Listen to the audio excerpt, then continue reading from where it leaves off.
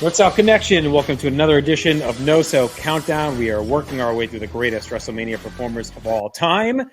Tonight we're going to be talking number 4. We've had so much WrestleMania content on the No So. You don't want to miss any of it. Chad, you and I went through WrestleMania 13 on Wrestling Warzone. I think it's one of our best episodes. I implore those to go check it out if you haven't seen it. It's both video, also available in audio form on any podcast application by searching North South Connection. We've counted down every WrestleMania match ever in short TikTok form, 1 minute or less. Ryan and I have done that. We're almost there. The number 1 drops on Saturday. Previewing every match for WrestleMania 40 as well this week. And in addition to this countdown, plus we've done some tier lists. Just subscribe, share it. There's a lot of WrestleMania content to get you pumped up in the final days here leading up to Philly.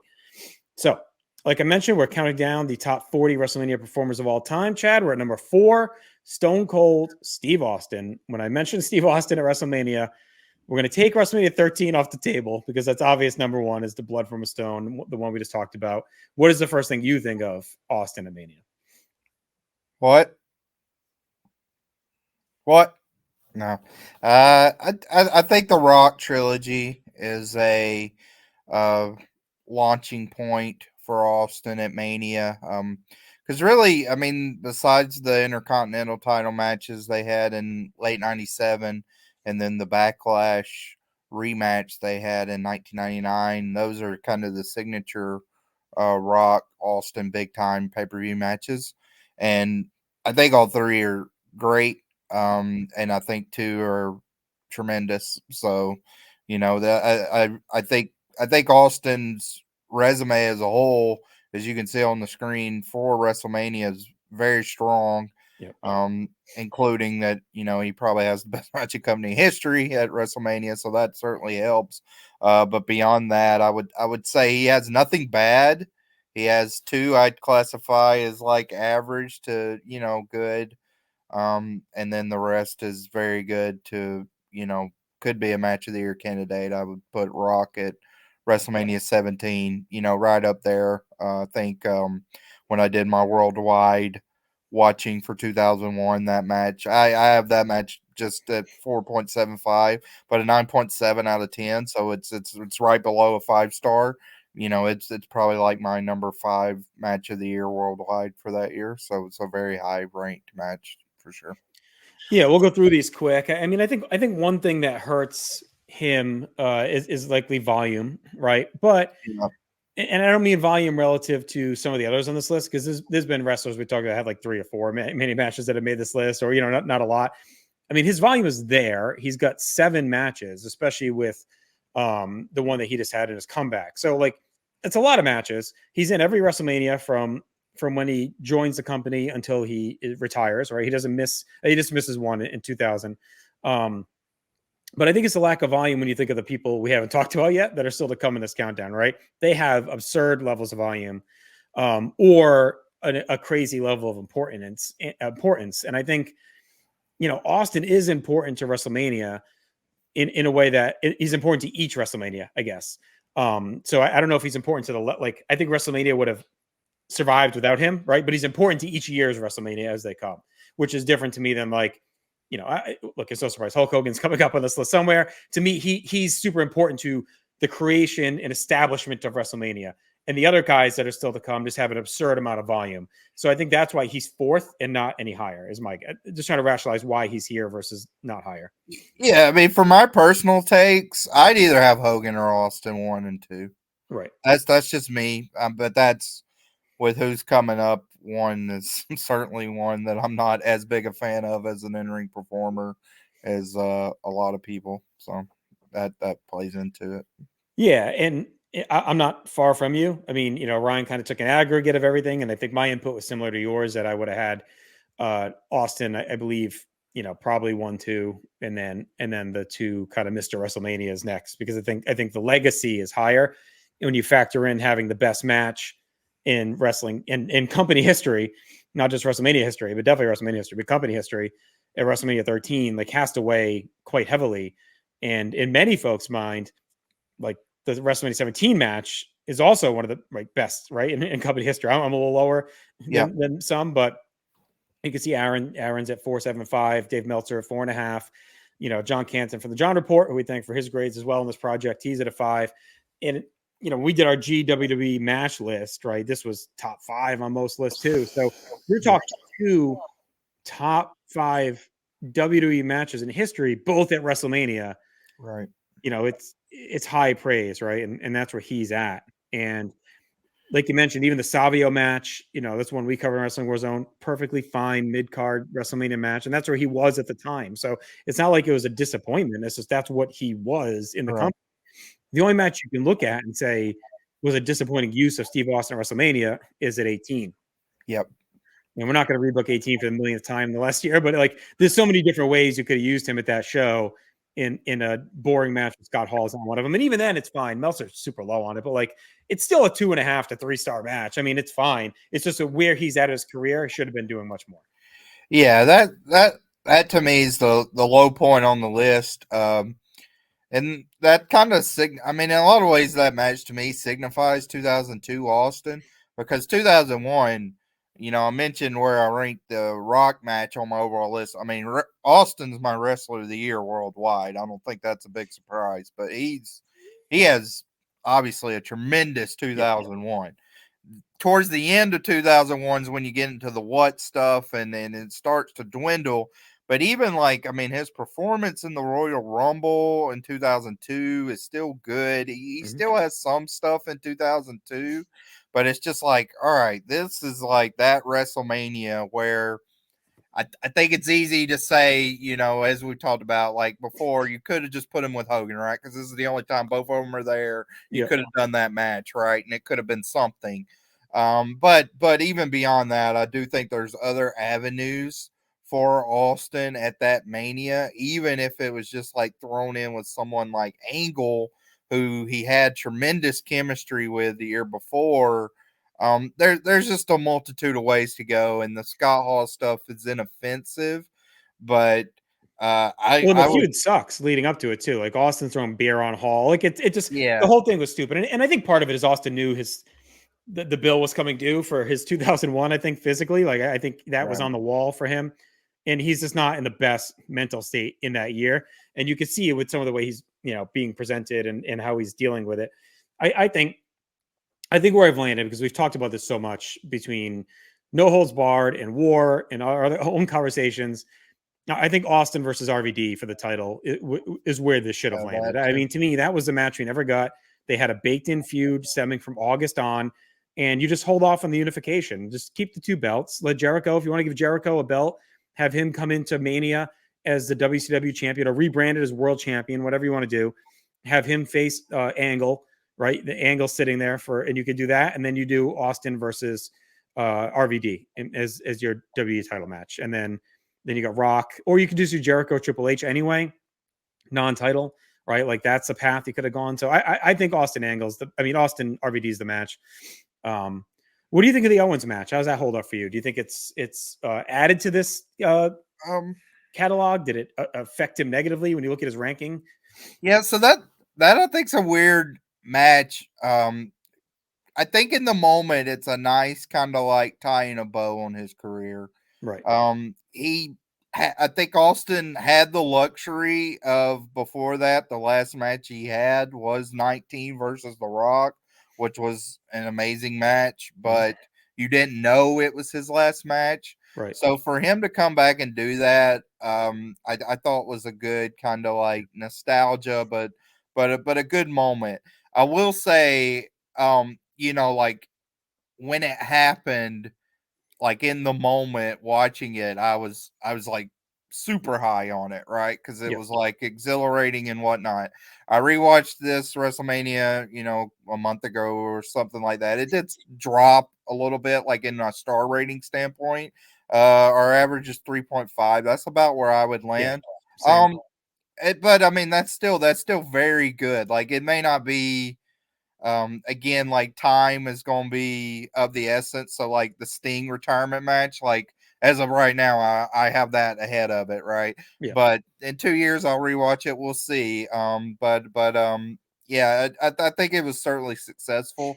And Sting's again, also been in a little bit more active ring shape. I mean, it's crazy to say because of the age there, but Sting's actually been actively working, whereas I think Austin you knew he was going to be like he hadn't worked a match in 20 years or whatever. Yeah, So since 2003, Sting's probably worked like 300, 200, 300 matches maybe, or yeah, so at least over 100. Yeah.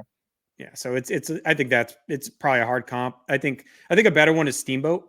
I think it's pretty similar. It's funny because they're tied together quite a bit through history, Austin and Steamboat. But I think that's a similar one where it was like, and even then Austin was like, the time off was longer by 5 years. I think Steamboat was 15 between matches, but they felt similar to that. Like in the moment, it's like, wow, this is like a 5-star match, like him and Jericho. And then you go back and you watch it, it's like, yeah, okay, it was very, very good.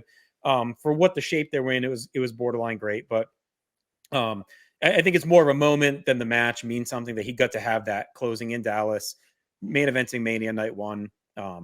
It was a good approach. And then we haven't even talked about WrestleMania 14. I mean, the match, obviously another great match, especially when you factor in Michael's back. And when you look at the Tyson aspect of it, it's just another all-time moment for Austin in a career filled with them at WrestleMania. When you line them up, it's like you got blood from a stone, Mike Tyson, standing over Rock with Vince, standing over Vince after beating the Rock. 17, him and Vince staring at each other with the belt and the chair, and then the Owens one, and even 19 with the vest and like him and Rock laying there saying their thank yous or whatever. Like he's got so many moments, and we'll get to the extras. I mean, this is just the matches.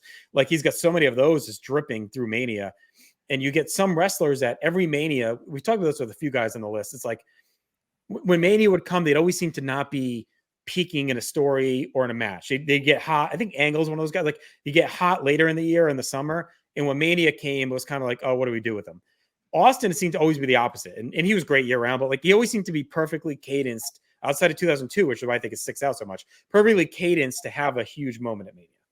Yeah, I agree with that. The Michaels match I think is really well built. Even beyond the Tyson involvement, the production and video packages they did leading into that match and kind of the interview segments they did.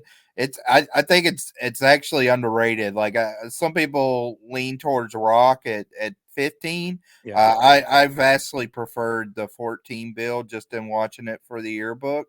And I like the match overall. I would be leaning towards Aaron. It's 3 3/4, 4 stars. I have it in that, really really good to great. But a seminal moment for sure with everything going on. Yeah, agreed. And a lot of the build to 15 is weird because it's like Foley's so involved in it, and then it's kind of hastily thrown together once they get him out of the way after Valentine's Day Yeah. Massacre. Then you get Paul White thrown in at the last second, which kind of throws things off too. And yeah, so I can see why 14 to me would stand out as more. Let's get into his extras real quick here. So 17 is the heel turn. We've kind of talked Yeah. about a little bit. It's basically an extra, I guess. It's really part of the match, but it's a big moment. We've covered it pretty ad nauseum, obviously, whether it should have been done or shouldn't have been done. I lean toward like maybe keep it ambiguous at that night and then make it official the next night. So maybe like Vince whips the chair in the ring. Austin happens to grab it first, hits the Rock and beats him. And then it leaves you wondering if he's with Vince or not. And then the next night you can go from there. But I think give him that moment a little bit different. But I mean, it's still a super important extra. Yeah, I mean, it could have been one of the biggest moments in wrestling, I think, if it had been handled in the aftermath. Because I mean, you talk about like we talked about on our podcast the Bash of the Beach '96 stuff with Hogan, and Hogan really needed that, like Yeah. based on his character was. Austin didn't necessarily need it, but it's one of those ballsy moves where like if you're taking at worst your 1B baby face, I mean on that night because it was in Texas, he was getting cheered higher than the Rock, so he's 1A. And turn him heel, it's very ballsy. So I've always appreciated just the gravitas of them doing that on that show. Yeah. I think it's just more with the location and the history of Austin McMahon in coming off a stretch of like where they would just start hot shotting a bunch of stuff like over the next, that Yeah, stretch. Like it yeah, felt when you look back at it, feels like, oh, like they could have really slow played that. And it happens with the invasion and a bunch of other shit in that year. But it felt like one where I think they could have just left that night alone. And at least kept it ambiguous at some level versus him and Vince standing in the ring together and just making you be like, what is this? Like these guys hate each other. And then Austin, as we know, doesn't even really give a reason besides and we know that he wanted the belt, right? So like that's there. He's So there's ways obsessed, to go yeah. about it where you're like saying, is this desperation or is he really with Vince, right? And that way, if you leave it a little ambiguous, maybe Vince just hands him the chair and Austin looks at the crowd and he's like, fuck it, I'll hit him with it and just leave it at that, right? And now then you evolve to him and Vince working together. Just in the moment, you can think, well, he's just so obsessed with getting the belt, he didn't give a shit that Vince helped him in that moment, right? Yeah, I definitely think there's better ways to go about it afterwards, even if you just say like with Rock coming on and Triple H, and there, there's like paranoia that like his spot's being taken, so he had to turn to. There was ways to go. All right, so 20, he referees Brock Lesnar and Goldberg. I mean, he's a highlight of that match, honestly. There's only so much he can do. That match is a mess, but Right. he's good in it, at least. And then he's pretty much done after that in his little sheriff role. But any quick thoughts on that one? No, I mean, I think that's a pretty infamous match, but I mean, he's part of it. But I mean, as we go through the extras, there's a trend that Austin somehow is the special guest referee. So for one of the traditionally worst matches in WrestleMania history on all of this, which is funny. 21 is probably one of the least extras on here. It's a fun little segment. He's the Piper's Pit with him and Carlito. I think the expectation was a little bit higher because Carlito at that time was looked at as a pretty good talker. You got Piper, you got Austin. So I remember being really excited for that segment and being kind of let down by it. I think it didn't really hit. They didn't have the chemistry. Yeah, just recently rewatched this show too, and it's not a bad segment, but it is tough when you had the Hogan stuff earlier. So that hurts it. Yeah, the Hogan thing way over delivers. So then you're expecting this to be Austin and Piper together. Seems like it'd be like an awesome mesh, but they're all kind of in their own business. They don't really, Austin's doing his thing, Piper's doing his thing, Carlito's got to get him. Yeah, in retrospect, Carlito sticks out too. It's like, oh, this was a big spot, and he feels kind of small, like in retrospect. Yeah, maybe just do Piper with Austin, and then Carlito comes out and talks shit, and they beat him up. Maybe that would have been better, or whatever. But 23 is the referee for the Battle of the Billionaires. I think he's fine in this role as well, especially with the history of Vince. He's going to kind of, lean against him, and he added this is a big marquee match. It's one of the best draws in WrestleMania history. Like, at least up until that point before they start the big stadiums. So I think having him there helped because Trump was a mushmouth through most of that build. Lashley couldn't talk. So they kind of lean on Austin to do a lot of the talking on that side of the coin. So I think having him there costing Vince's hair was like, it was almost a nice coda to their never ending rivalry. Sure. Yeah, agree. And it's kind of their last, is that really their last like big interaction? Yeah, I don't know. Well, I guess 38 he comes out. Right. That's kind of a whatever. Vince is basically a corpse at that point. So I think they're 30. I think 23 may be their last like real like end. It might be the end of the real rivalry where he was part of Vince getting his head shaved and embarrassed by Trump. So 25, just a Hall of Fame induction. It's fine. He gets a huge pop when he comes out, rides the scooter down and all that. Yeah, that to me that's an underrated one though, because like once they do the da-da-da, whatever, then the glass breaks and he rides his four-wheeler down and the pop is insane. So that's just like a really cool moment to rewatch on that show, which we talked about on PTB. I think an underrated Mania actually too. 27, you kind of hinted at earlier, is the referee for what we consider on our countdown of 402 matches to be, I think it was the second worst of all time, Michael Cole versus Jerry the King Lawler. Number one, baby. Was it number one? Was it? We have it worse than Vince? Yeah. Okay. All right. So we had it as the worst. It was the worst. It's a mess. Not even he can save it this time. I think at 20 he kind of saved it a bit, but he's not really helping things in this one. He also has a backstage bit with The Rock at that show as well. I will say this is like maybe a handful of Manias left right now for me that are in my deep dark spots because I haven't hit them on any of my shows or rewatched. 27 is one of them. It's one I haven't really watched in a long time. So I'm probably due just to kind of take a trip through it. So I don't really remember much of the backstage bit. And again, I know the match is terrible with Cole and Lawler, and I don't think he did much to help it. This is my first Mania live, so a little nostalgia here.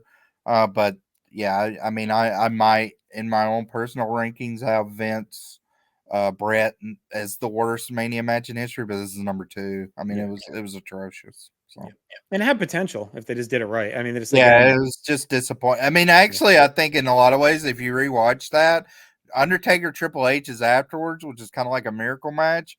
but that really derails the show that I think is actually a really good, or a good to really good show up to that point. It's a little underrated. Nothing big stakes in it, like nothing really fills WrestleMania, but Edge Del Rio's fine. I think Punk Orton's great, and then Cody and Cody and Ray's really good too. So. Yeah, I think there's a way. I think that's one of the most easiest manias to fix. I think if you make Cole Lawler, Lawler just destroys him and squashes him, because Cole can still keep his heat. He didn't have to win the match to keep his heat. He can come back the next night and be like, you beat me, but whatever. And if you want to keep it going, keep it going. But give Lawler the Mania win, spike him with the pile driver, and celebrate. Keep that tight. And then if you just do Cena Rock, or if you have to do Miz Cena, I know the concussion hurts and there's not too many ways to save it, but to me, I think Cena Rock and Miz Morrison easily turns this Mania around. And it's right there for them. I mean, they could have done it. Agreed. It's not like Sting Taker where that was rumored, and there's more movements around that if you really want to start getting a little bit deeper. So all right, real quick, 30 of course is an all-time moment, him, Hogan, and Rock. You get the Superdome, Silverdome mix up in there. But that to me is that 30 is one I've been rewatching, and that's a segment that really holds up. It's not just an in the moment thing. Like, they were really good in it, all three of them, and it felt important. There's a gravitas to it that felt really cool. It makes you wonder if they're going to do something similar at 40, because it seems like kind of 10 years since they did that level set with the big stars. So we'll see if they run something like that back. But this really felt like super cool. Yeah. I mean, I was there live. It was a great moment. And 40, I think you certainly could do something too with Hogan, Austin, maybe Cena, something like that. Yep. 32 is another massive pop in Dallas. Him, Michaels, and Foley come out separately to help New Day run off the League of Nations, and then he stuns them all to drink the beer. So, like, I think that's another kind of underrated moment. I think it's really good. The crowd pop as they escalate each one is really cool. Like, Foley gets a big pop, Michaels gets a really big pop, and then Austin's just like through the roof as he comes out. And 32 is similar to 27. It's a pretty good Mania until you hit the death match, which is the Hell in a Cell on this one.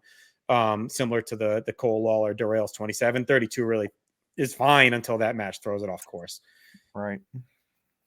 And then 38 is his last one. We talked about the Owens match, but then the night 2, he comes out and stuns Vince, which was unneeded. I know they wanted to give him one more moment on both nights to kind of get his moment in the sun, but I mean, Vince can barely move. The whole thing's a fucking disaster. And Austin stunning him, he can barely move. He stuns McAfee too, I think, is part of that. Drinks with McAfee and stuns him as well. So that's fine. But Vince is just a disaster at that show.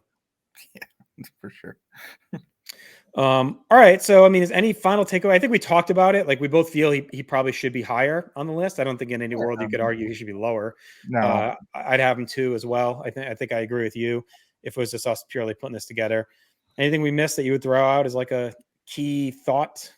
No, I mean, I do think he's someone that's a timeless character, though. So I do think he's ripe to, not necessarily catapult himself into maybe a higher position. But I get the sense with Austin that he won't do anything that'll necessarily like tarnish his legacy. No. So he can only add with the moments to come. So that's exciting.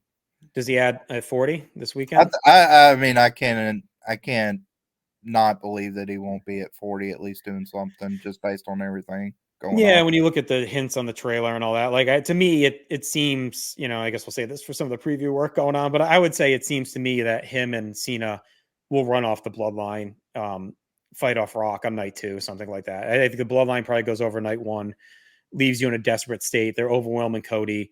And then out comes Austin, out comes Cena. They run off the Rock and Solo or whatever, and then Cody gets the moment alone. That's where I think they're going to go, and it's make it like a torch passing kind of thing. Like, here are the 2 previous guys, and now this is the guy, the next guy, right? And I think Cody has it in him. I don't know if he'll be Steve Austin, but like I think he has it in him to be the torch bearer of the next X amount of years of WWE. When you look at the way he presents himself, he carries himself, the charity work he does, like he's got that next big guy written all of them, the legacy of the name, like he's got everything that they would want. So right, sure. And the crowd loves him. I mean, there's no doubt about that. So, Yeah. all right. This was fun. Chad, thanks for joining me on this one. We got 3 more left. Check it out. And again, we're whittling down the days to this year's WrestleMania. So stay with us. I'm sure we'll do some post-Mania stuff as well. Just get subscribed. We get some cool stuff cooking as well from your boys here at the Wrestling Warzone that should be coming out over the spring and summer. So just keep an eye out as we continue to move forward. Check out everything on North South Connection. Enjoy WrestleMania. And we'll talk to you soon. The countdown continues. We're in the final 5. And as you can see by the name above us, we're talking about a man who, in some veins, could be called Mr. WrestleMania. The man known as the Streak, the Conscience, the Undertaker. Not the tool man, Tim Taylor here, the producer of No Holds Barred, here, joined by the man responsible for A La Carte. It's Keithie, Langston. Keithie, how you doing, baby? I'm doing great. How are you, not the tool man? I'm solid. You know, it's WrestleMania season. The fever is broken out. I'm not The Rock. I'm not slapping my arm, flaring up goosebumps. But the WrestleMania fever is here. I can't sweat it out. I can't wait to see all the No-So and the Quadapod family out in Philadelphia for WrestleMania. But for sure, the one thing that is for sure, besides nothing being for sure, is the Undertaker making a top list for WrestleMania performers. When you think WrestleMania and you think Undertaker, Keithie, what's the first thing that comes to mind for you? Oh, it's the Streak. It's the Streak automatically. And given the recent information we may or may not have on the artist formerly known as Brock Lesnar, some people think that the streak has never been broken. I know Reigns beat him, but that doesn't count. So, yeah. But no, the streak is the Streak. And then honestly, it's funny because the next thing I think that comes into my head is the interview with Regis Philbin that we have here as one of the screen caps, because that WrestleMania 7 batch of interviews with the celebrities is probably the best. It's the funniest thing I think that has ever happened at WrestleMania. So it's hard to vote against that for sure. I love Reg, and of course Undertaker. Personally, for me, my fandom of wrestling is very much like modern Christianity. It's God in 3 parts. There's Undertaker, there's Sting, and there's not Ultimate Warrior, the Great Muta. And at any one point, they could be number 1, but they're all number 1 in the trinity that is my fandom. Yeah. So, I personally am offended that the Undertaker is number 3 on the list. But there is staunch competition across the board. If you followed along with us from 40 until now, you've seen the murderer's row of WrestleMania contestants, competitors that have made it through. It's rarefied air here in the top 3. But do you feel the same way, Keithie? I thought I was going to be able to wear this beanie the whole time, but I can't. My head's too hot. Dead man walking. That's right. I think that I knowing, and I don't mean to pull the curtain back a little bit, but I have seen who is going to fall in the first and second. No, this is just to again maybe give a little spoiler alert. This guy literally beat one of those people a few times at Mania, so it just doesn't make any sense. And then I cannot subscribe to the other person just because it's the way he was booked, and that's just call it what it is. But no, I mean, this is the most interesting thing about the Undertaker, in my opinion, is that for the first 6 or 7 appearances at WrestleMania, it was the way he was booked to win kind of made sense, because the opponents that he had just seemed to be, you figured they would lose. Like, he was going to beat King Kong Bundy. He's going to beat friggin' Giant Gonzalez. He was going to beat Jimmy Snuka. Like, it just didn't make sense. It wasn't really until I think the first mention of the streak, which I believe is the match against Randy Orton, or maybe Ric Flair. It might be, I think, Flair at 18. It's, you start to look and go, okay. And then you notice as soon as they mention the streak, his level of competitors just got higher and higher and higher over the time. And it was really just, the guy really did turn on he turned it up to a 12, not even turning the dial to 11. He is Mr. WrestleMania. And it's funny because on the other recording I did where it was Kurt Angle we reviewed, I said Kurt Angle's Mr. WrestleMania because I think the performances just are, I don't think the guy really put in a bad match, but except for the one against the last one he had against Baron Corbin. But aside from that, I mean, just for the streak alone, it should be called Undertaker Mania. I mean, just for the streak alone, But then again, what are we gonna do? They had to go and ruin it. Right. And of course, you can always, with the Undertaker, you can look at things, not to equate him to Taylor Swift at all, but there's the eras of Undertaker, right? Sure, and it's kind of along the lines of what you talked about too. Yeah. The first section of Undertaker matches that get you from Jimmy Snuka to the Big Boss Man, right? That's all like classic dead man. He goes through his shades of black. But all of that, it's, when you have him going against Giant Gonzalez and King Kong Bundy and Kane, it's kind of like Monster of the Week for Undertaker, where it's like, who can you put him against that it is a spectacle type of match, but it's not going to necessarily knock the socks off of any reviewer. Right. And then you also throw into that mix the Battle of the Giants with him and Diesel and Sid at back-to-back Manias. Right. And then also when you have Jake Roberts, who is a intellectual mental giant, and then of course Jimmy Snuka, Phenom versus Phenom. Right. Everything sort of like matches up and lines up. Sure. You then shift into when we get into the American Badass version of The Undertaker, where we get that humanized, I don't want to say flawed, but of course, like, he strips away his powers, right? I would say beatable.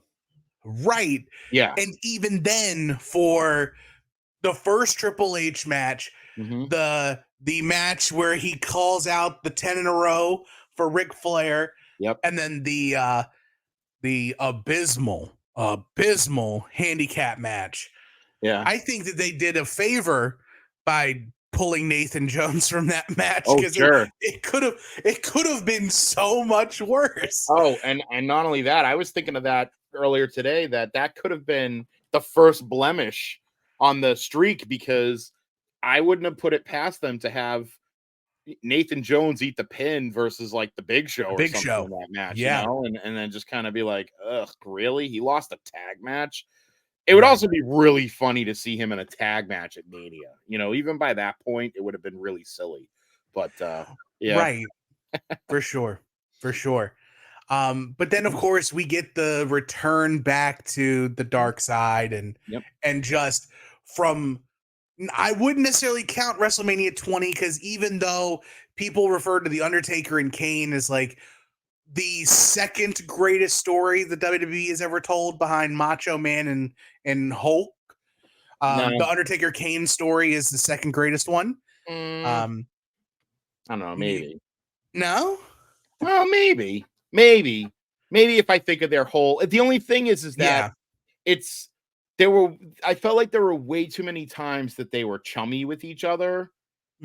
Whereas I feel like Savage hated Hogan, then he liked Hogan, then he hated Hogan, and he still hated Hogan. Like, he hated Hogan all the way up until the very end. That's true. When they put them back together in WCW. Because even when Savage was a face again, he still didn't like Hogan. Right. But I guess the difference is that Hogan and Savage aren't necessarily brothers like The Undertaker and Kane. No, so you're right. You're right. And that's a big thing. And I think for the overall body of work, I could see it as being, it's definitely one of the top 5, if not top 3, storyline arcs over the whole course of their careers together. For sure. And I think that you can't, I don't think you could say The Undertaker and not have Kane probably listed as, I would say, maybe his top opponent. And that's even saying, taking over Michaels or Triple H into that. So, yeah. Yeah, definitely. Maybe not opponent, but definitely rival, right? Like, correct. Mm-hmm. It is Kane is definitely the shadow that trails the Undertaker throughout the entirety of Kane's career. Correct. So, but picking up from Randy Orton and then moving through Taker's hit streak of like, I know that the Sheamus made it popular last WrestleMania season with banger after banger after banger. Like he pulled a great match out of Mark Henry in a casket match. Absolutely. No, streak, no pun intended, his streak of 21, 22, 23, 24, 25, 26, 27. I mean, it's banger after banger after banger after banger. The guy was he was flawless. Right. And I don't know what exactly gets what the bee is that gets stuck in the bonnet of the Undertaker. Yeah. During this run, because he's, as much as I love the Undertaker, consistently great performances is not necessarily what he's known for, right?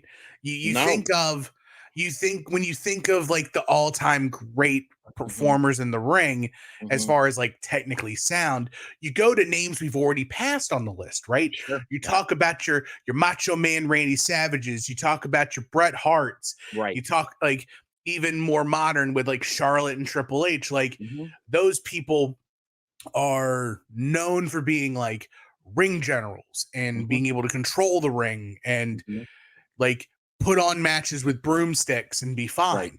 Right. Where Undertaker doesn't really develop into that until he mashes up the human Undertaker with the dead man once again at 20, but I'm not counting 20. 20, it's fun, but I absolutely think that while the story of the Undertaker and Kane is great, I think they have absolutely zero chemistry together, and I couldn't stand any of their matches. I kind of agree a little on that, because I think they were very plotting, and it was almost like that SummerSlam Undertaker versus Undertaker. But Glenn Jacobs is a lot better version of the Undertaker than Brian Lee. That's just 100%. But I always go back to something where Bret Hart once said that in 91 he was on the card. I think it was an MSG show, and he's wrestling the Undertaker, and the Undertaker came up to him, and at this point he's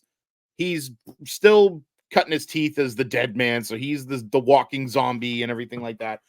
And Bret and him ended up, I think, tearing it down as in a wrestling match. And it was one of the things that I always remember Bret talking about, that like, this guy could wrestle. Like, Mark knew how to wrestle. And the thing is that when it was like you said, going back to like, he had the battle of the big man where he was just fighting the monster of the month or the monster of the week.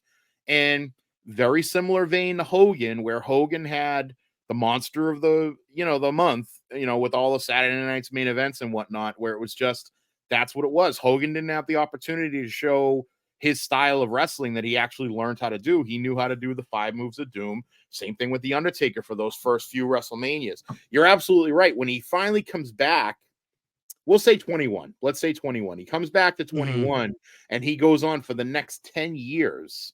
He's in there and he's like, all right, I get to go in here. I get to showcase my style. And you see the guys that he's in with again, like Randy Orton, Mark Henry, Batista, Edge, Michaels, Triple H, CM Punk, even Lesnar, even though he got knocked silly. But I mean, even with Lesnar, it's like he's in there with guys that know how to work, and guys that are not just the monster who's just going to come in and he's got a chokeslam, tombstone, old school, see you later. Like he's in there, he's able to work and he's able to perform. And that's why, like, you put him with somebody that knows what they're doing, it's going to be lightning in a bottle.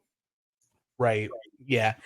And you put on that when you put those on that pedestal, right? With Orton and Henry and Batista and Edge and the Shawn series and the Triple H series. Yeah. To me, that's a timeless resume. Like, that section of matches alone, to me, puts The Undertaker at top 10, right? And then you stack so much other lore and so much other meaning to The Undertaker. Sure. You have the larger than life streak that, you know, self-fulfilling prophecy, like it's not a streak until you call it the streak, and then after that it just gains so much more importance. Where you get when as soon as the streak happens, now the actual challengers are stepping to the dragon, right? They all want to conquer. They want to be the person who puts the nail proverbially in the Undertaker's coffin. Sure. And we get matches that shouldn't have been super great. Like the Undertaker Batista match is, to quote a couple of betting sites, that's a no sweat parlay right there. Nobody's expecting that the Undertaker and Batista at WrestleMania 23 is going to be worth anything. And they're just like, hey, we're going to go out there and we're going to light it up. And they absolutely smash it. I can still go back and watch that match almost any day of just how well they work together. And then, of course, the series of months after that leading through. But I want to ask you, as great as the 4-match stretch is with Shawn and Triple H, correct, there's definitely a shift in the Undertaker after the Triple H match at 28. You know, the first couple of matches with Orton and Mark Henry and Batista and Edge, it's Taker doing Taker stuff. And then 4 straight Manias, Taker drives it like he stole it. And do you feel that those 4 matches and the output that came from those was worth it for his legacy as compared to maybe not having those matches or not going at, like, it's hard to say, like, having somebody pull their punches, right? But knowing what we know with the matches that happened afterwards, right? Like he's not quite a husk of himself at 29, and he's not quite a husk of himself at 30. Brock Lesnar does a really good job of turning him into a husk. And we're just then the Undertaker himself is chasing his own ghost, right? The matches afterwards in that tail end of his career, when you get to 31 and you've got Bray Wyatt and you get to 32 and Shane McMahon and the Hell in a Cell, and 33 with Roman, and then 34 and 36. Like, maybe 36 is a completely different animal, and maybe that's something we can talk about. Like, we'll talk about after we mention this. But it's like he keeps trying to chase his ghost, and he's trying to return back to a form where maybe if things had acted differently with the 2 Shawn and the 2 Triple H matches, and he left some gas in the tank. Because I honestly, the end of the era match would have been perfect for Taker to just been like, okay, I'm out. I'm gone. I'm out. Well, all right. So I understand what you're saying, and here's kind of my thought on this. 21 through 28, he's peak Undertaker, peak performance as a performer. He's stealing the show half the time. I always like to remind people that the match against Batista and Edge, no one was looking for an extended run as Undertaker as the champ, and both of those are for the championship. And I remember going into both of those thinking, geez, this might be it. Like, they might beat him, because again, who was pining for an Undertaker world title run, at that point? But both years he wins the title, he has a decent run. It's like, not bad, not too bad for the man. So okay. He never got that great run as the champ. Even in 97, he didn't have a great run as the champ. He was the secondary B story to Bret Hart and his whole deal with, Vince and Shawn and everybody else. Right. And, but then he gets to 28. I could see him saying, all right, I'm going to hang it up after this. It certainly seemed like that's where they were going, with the three of them like hugging each other kind of at the top of the ramp at the end of the match, all that. But in my mind, I'm thinking Vince is saying this streak is still going on. We still have gas in the tank for the streak. Right. He comes back the following year. It sucked because Paul Bearer had died, but Punk pulled out some good stuff with kind of the goofing on Paul Bearer's passing and everything. Right. The match is good. I think Punk carries him. You're right. He's a different guy at that point because I think he's probably like, man, I'm getting older. Plus, wasn't that basically when he started only wrestling once a year? Yeah, like he really pulled a lot of dates off. Yeah, like I think even the year before he was starting to only wrestle once a year. So, well, I know that there was no matches in between 27 and 28 because you remember Taker wins at 27, but he gets carted off. Yeah. And so he's persona non grata in the WWE for a full year. Right. And then we get the Mohawk Taker. Yeah, that's weird. But cool jacket, but weird hairdo. See, I kind of like the Mohawk. I liked when he gave up the locks, and it was different. I mean, he didn't have the Dutch boy haircut like he did at 20, but I mean, I could understand, that. But so he's at that point where now he's like once a year, he's the attraction. It's the reason why you come to see Mania. You're coming to see, one of the things is you're coming to see the streak. After 30, and I don't know. Part of me really wants to believe that it was an audible on him losing a Lesnar.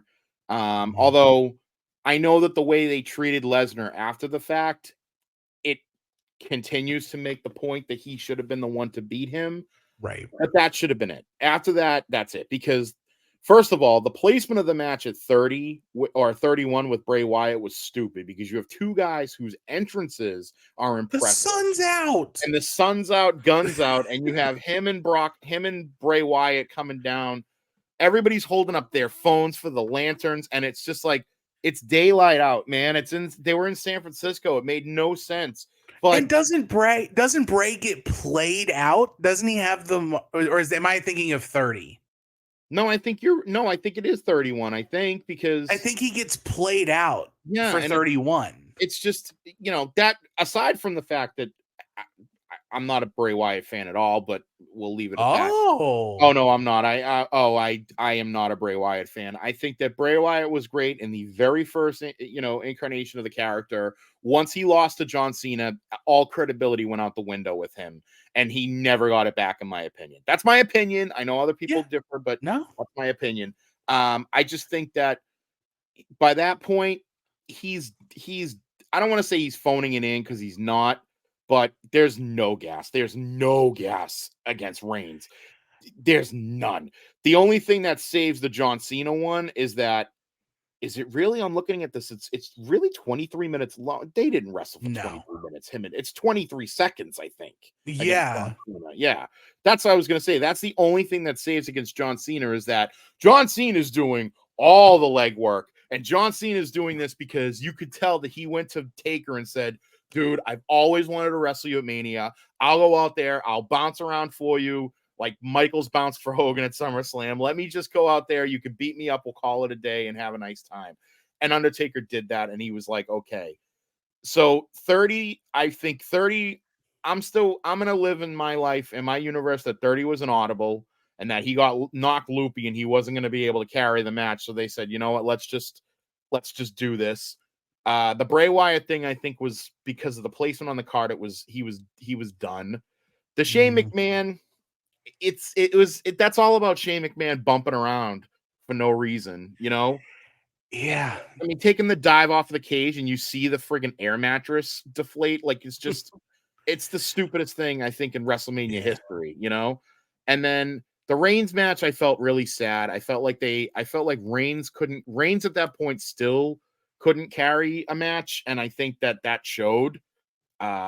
It's different now, but back then, I think Reigns was still kind of learning how to be a main event guy, even though he had been forced down our throats for 3 years, but still. And then the AJ Styles match is great, but it's great because of how they presented it, you know? And it was kind of like, that's the great final send-off for the man, you know? Right. Mm-hmm. Before we get to the Boneyard match, which has it's divisive in a lot of different thoughts. Yes. I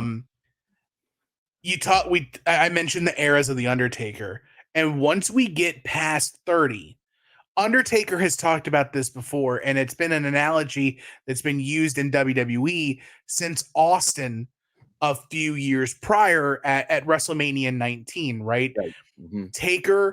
Taker after losing to Brock Lesnar is the old gunfighter. Absolutely. And he's got his 6-shooter, and he's going out there and he's challenging all the young kids. Yep. Hard to say Shane McMahon is a young kid, but he's out there. And people are still calling the name of the Undertaker. They're summoning him. Sure. And he's just trying to prove he's still got the draw speed. Mm-hmm. He's the old pitcher who used to hit 100 on the clock. Yep. And now he's hitting 93. Yep. And he's just trying to do smoke and mirrors to make you think that things are different. And his placement is great, but he doesn't have the heat. And when we get to Roman, he's out of bullets, right? He's Logan at the end of Logan. Right. Wolverine at the very end when he's fighting the it's not X-23, what's it, X-24? Mm-hmm. That's what he is. Yeah. And it's just he's just out of bullets. And for me at least, Roman, that if the end of the era match was not the end, correct, Taker leaves it in the ring. Right. And to me, the point that solidifies it is he rolls out of the ring and he kisses Michelle. And to me, that was, to talk about something we talked about right before we hit record. Right. Him kissing Michelle is Thanos after the snap going home and taking his armor and putting it on the Scarecrow. Exactly. That's it. It's over. Yep. I'm done. And I would have. Yeah. Oh no, and I was gonna say, and I would have been okay if Roman Reigns was the one to break the streak. Right. So especially seeing where that went, how that's played out over the last 7 years. Right. And that's what I had thought was gonna happen. I knew it was like for me, it was a foregone conclusion that Roman Reigns was gonna beat him just because he had already lost once before. So yeah, and it's Roman, it didn't matter anymore, you know? Right. So I really wish it was he had not lost to Brock. That still bothers me. It bothers me still 10 years later, and I'm just like, it just, and I don't hate Brock. Like, I don't hate and especially for what he did in 2014, like and what he's done since. I mean, Brock had been a pretty consistent performer after that. And even though he had like that cushy deal, he still was a pretty, monstrous performer and everything. And it just bothered me though, because I felt like it either never should have ended or it should have ended for a guy who needed the rub, and Brock didn't need the rub. Right. For sure. Yeah. Before we get to AJ Styles, I wore this shirt for a reason.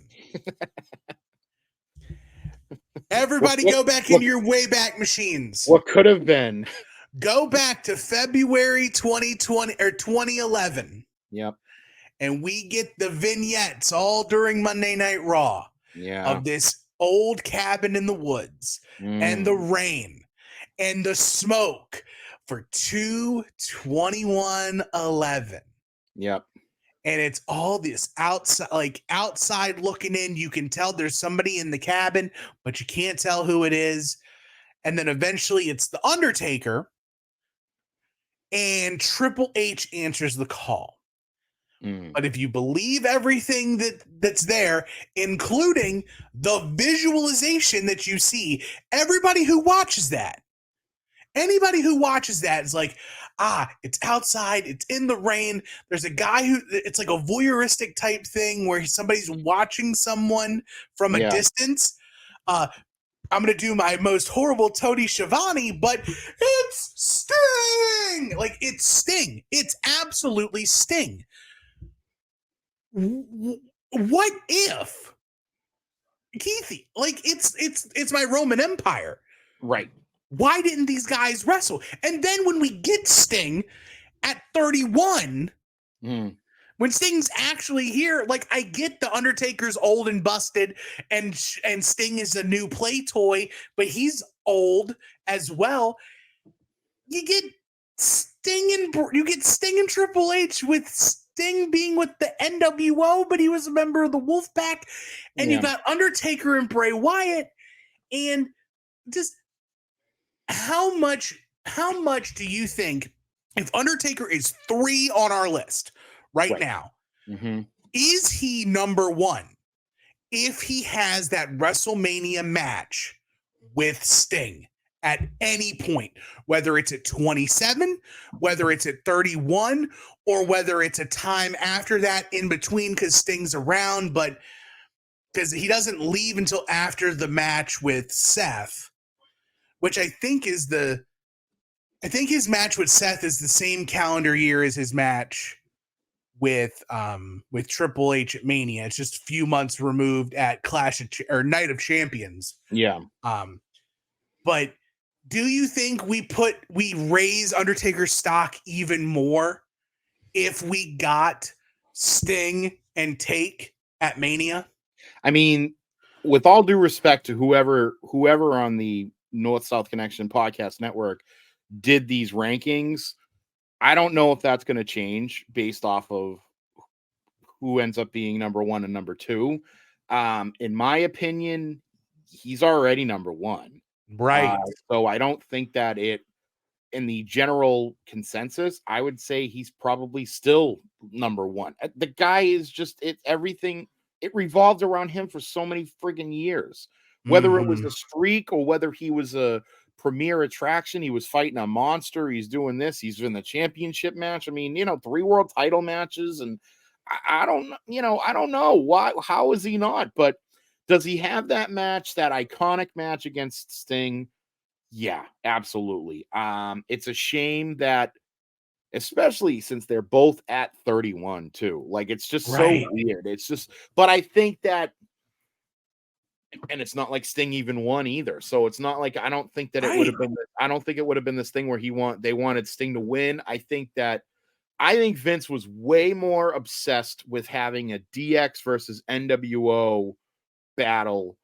And that's where you get Sting as the, I don't know, de facto captain of the NWO, which makes no sense. But he technically was at one point in an NWO stable, so I guess you kind of stretch there. But yeah, no, that makes no sense. It should have been the 2 of them. They could have planned something. They didn't even have to plan a whole lot. But I think at the time that Sting finally came in, 31, they're looking to Bray Wyatt. They're looking to him to be with Bray Wyatt, to give Bray Wyatt kind of the push.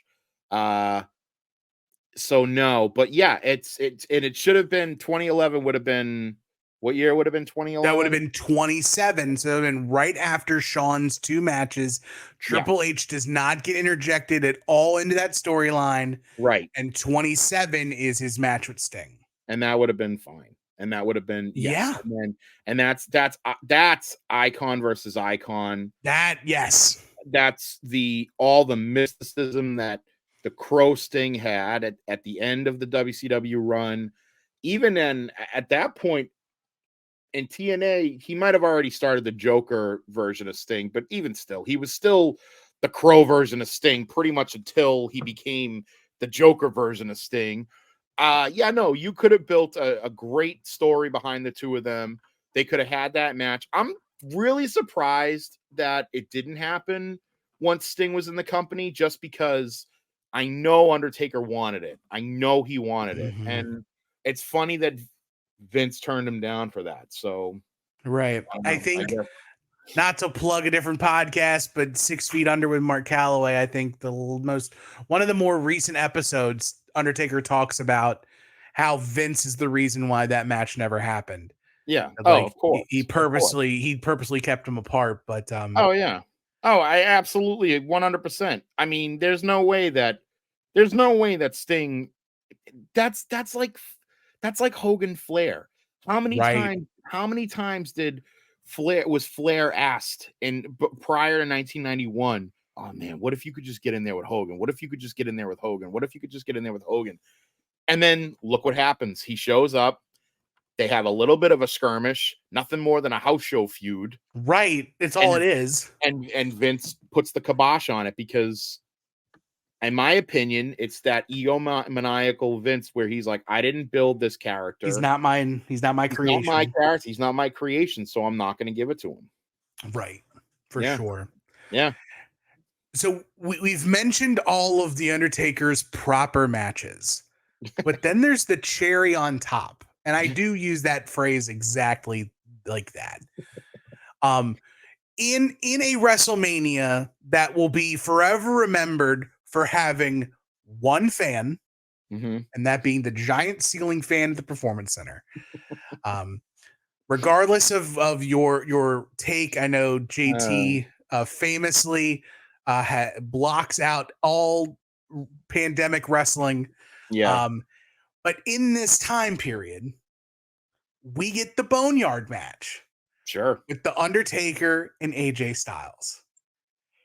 And if I'm honest with myself, the Boneyard match is better than anything they would have put in the ring for anything. It was a gift. 1000%. The Boneyard match and the Firefly Funhouse match at 36, the both of them are gifts. They are pearls in the muck and mire of COVID, right? You know what? Because John Cena does such a fabulous job in that, as I like to call her, Firefly Fuckhouse, I think that yes, John Cena makes that friggin' debacle. Right.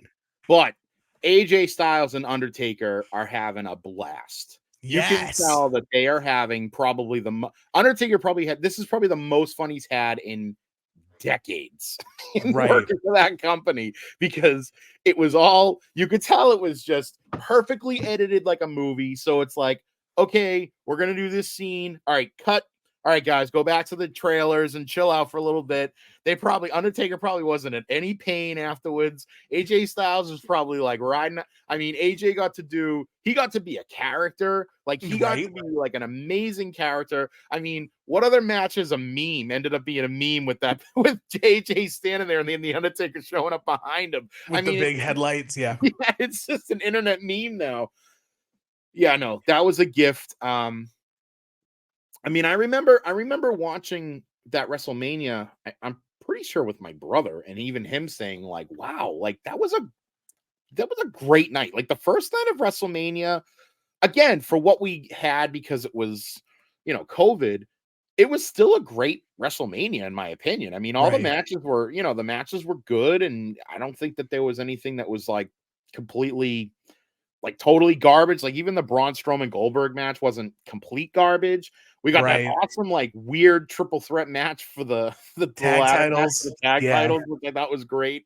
Yeah. So I mean, I don't hate it. I think I love it. I love it to death. I love that match. I love too that the story behind it with how it was in some guy's like backyard in Florida, like like just down the street from the Performance Center, and then was it? It wasn't.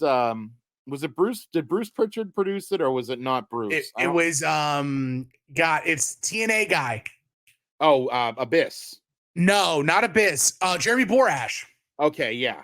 All right, yeah. It was Jeremy Borash. Yeah, which is just, you could tell, like, but again, I go back to say, you could tell they were having a blast, and it was probably the most fun the two of them had.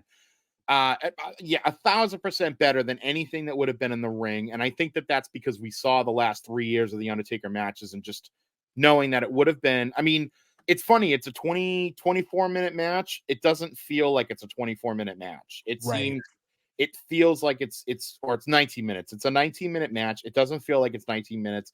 It felt like it was like a nice little episode of a sitcom, something you'd enjoy watching. And yeah, I think it holds up still. Like you could go back and watch that today and it still holds up.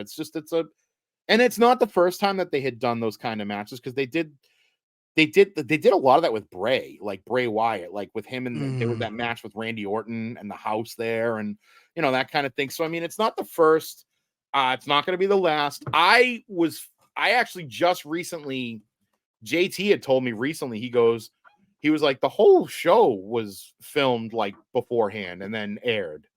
And I was like, really? He goes, yeah, they filmed everything like all over the place at like 3:00 in the morning. And then they put the whole show together and aired it on pay-per-view. And it was supposedly like live. And I was like, oh, I didn't know that. I didn't realize that. I thought just those two matches were pre-taped, but either way, still great. Still a great match. Yeah. WrestleMania 36, because like it was at the height of the pandemic. So it's like the number of people you could have in a building, or the number of people you could have that close, was very, very limited. Yes. Even for Florida standards, very limited. Which is why they split it over 2 nights. I mean, let's put it this way.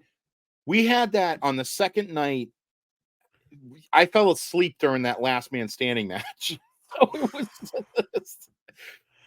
I think the first night was great. That kind of, I feel like, kicks off the first night is always better. Like the Saturday show is better at WrestleMania. There's more energy there, especially with the live crowds. Yeah. I feel like that since the last 3 years, it's been that the Saturday portion of the show is better. I feel like. Right. So we'll see if that holds true. Before we wrap it up for this, let's prognosticate. Right. Mm-hmm. This is going to air.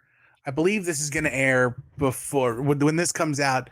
I believe it's before Mania. I believe we are slated for Friday. So WrestleMania Friday. Yep.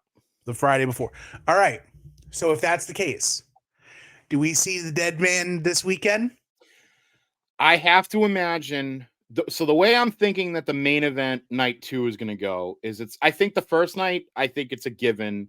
Roman Reigns and The Rock are going to beat Seth and Cody. I think that's a given, because it sets up a perfect opportunity for everybody to get their licks in on Roman the next night. And you're going to have, and now here's the thing. The Rock is involved. So, that brings in Austin and Cena, because they have history there. Who has history with Reigns? The Undertaker. So I feel like there's going to be so much entrance music played during the end of that match. And I think the last thing you're going to hear is the dong or the gong. The dong. You're going to see a dong. You're going to hear the gong. Big phallus coming in. Yep. And the lights are going to go out. And then the lights are going to come back on. And he's going to be standing in the ring. And he's going to choke slam the shit out of friggin' Roman Reigns. And then that may be how... Because now I'm thinking, I thought the way that it was going to be is I thought The Rock was going to turn on Cody or turn on Roman. I don't think that's going to be the case now. Not after Monday night. No, I think that's a slow burn to him eventually turning on Roman. I think it's going to be that Austin and Cena come down. Everybody gets involved. Everybody. I'm hoping. I even said today, I hope Dustin comes out. I just don't know what music he chooses. Does he come out as Goldust, or does he come out to the American Dream? I feel like Dustin comes out as Dustin to the American Dream music, but I think everything is going to happen. There's going to be all this fuckery going on, and then you're going to hear the gong. The lights are going to go out. It's going to come in. You're going to see the Dead Man, full Dead Man garb, up, down, done, and then Roman, and then Cody's he's going to like do this to like do that to Cody, and then that's how Cody takes it. That's definitely one way to look at it. What do you think? I don't want it to happen, but I'm going to be live at WrestleMania Sunday, and I know that 13-year-old me will be sitting in his seat, and if I hear a gong or I see a dong, one or the other, if I see it or I hear it, I'm going to cry at WrestleMania. Yep. I'll change my name to Mark. I will literally go down to City Hall, and change my name, I would put my nuts on it. Yep. But either way, we both agree Undertaker should be number 1. Number 3 is fair enough, considering if you've kept track, you've got a good idea on who hasn't been mentioned, brother. And we'll get there, dude. So, Jack. But Keithie, thank you so much for spending some quality time with me to wax eloquently about The Undertaker. Check out Keithie here on the No Sell, A La Carte with Keithie. Eventually, one day, he'll bring me on the show. Until then, check us out with everything else we're doing, especially the follow-ups for everything on the shorts on TikTok and YouTube shorts for the incredibly painstaking time that JT and Ryan did ranking every WrestleMania match, including every single match we just talked about with The Undertaker. It culminates at WrestleMania. Go back, especially if you've got a trip, if you're coming in late to WrestleMania and you're on the plane, or you're on a train or whatever you're doing, flip through. They're all a minute apiece. You can run through 403 matches in 403 minutes, and I can't tell you how many hours that is, but I can tell you we're excited for this, and stick around. One more episode to go where we put the final touches on our 40 for 40 WrestleMania performers. Keithie, thank you. Thank you, Tim. And thank you.